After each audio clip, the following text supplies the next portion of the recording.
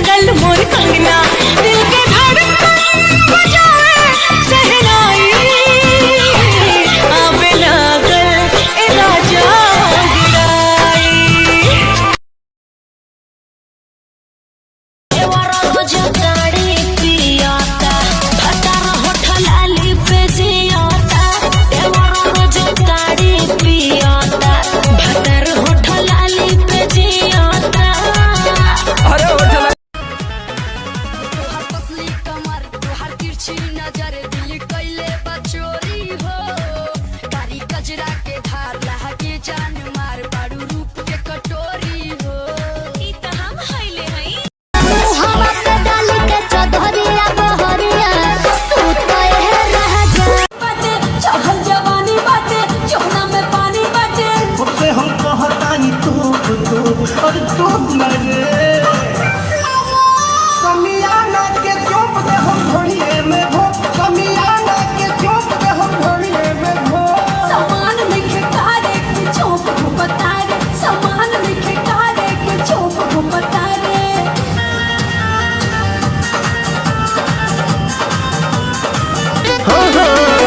साझे से नाच देखे गईला बारात में भइल बड़ा हे हरे अपन में हर छोड़ी रात में ओनिए क देला भोर हरिया हो कदोनी देख के तू आइला का कइला मीठा मीठा बाते कमरिया हो कदोनी देख के तू आइला का कइला मीठा मीठा बाते कमरिया हो बानी सबसे झकास हम अपना क्लास में आरी बारी खाना पीना ना बनैले बाड़ू भोरही से मुँह लटकैले बाड़ू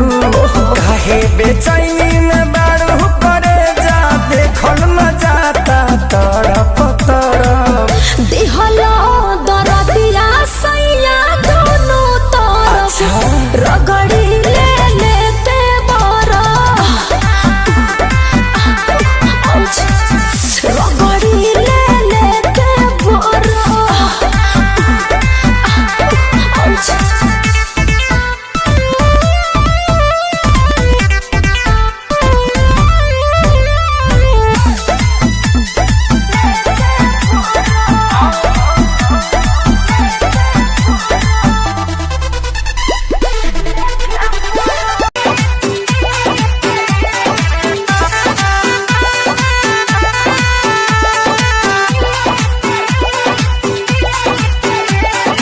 कारी कारी अखिया में काला काला काजल आए हैं कारी कारी अखिया में काला काला काजल आए हैं रूपावा सलहुना तोहर कइले बापा गल रूपावा सलहुना तोहर कइले बापा गल रोजे रोजे नया नया चेंज कर भरजन एगो दूगो माल न पटाल दुई दर्जन पुरन का लोभर गंगा जी में कह बिसर करिया करिया रसगुल्ला रसदार राजा जी करिया करिया रसगुल्ला रसदार राजा जी एगो करिए शिवा दसलवार राजा जी एगो करिए शिवा दसलवार राजा जी एगो करिए शिवा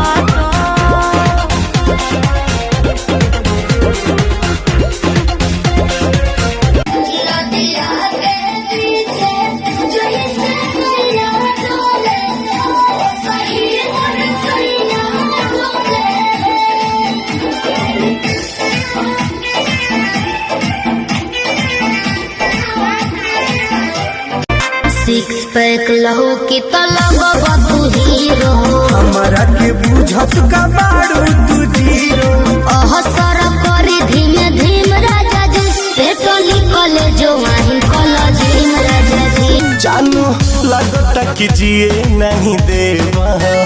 हमारी इज्जत ससुराल में लेवा तमाशा चढ़ल बा तोहारा कपाट पर नशा चढ़ल बा तोहारा कपाट पर काहे करा तारा फोनवा भतार पर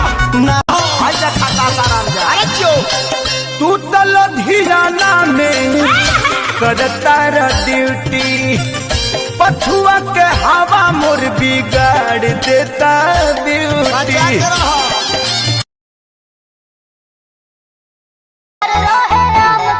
दाल भात रहनी बनौले हम शाम के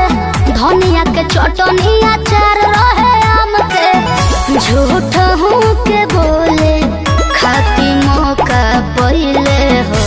बलम तर करिया खाती मुँह अपन चोखा कइले हो बलम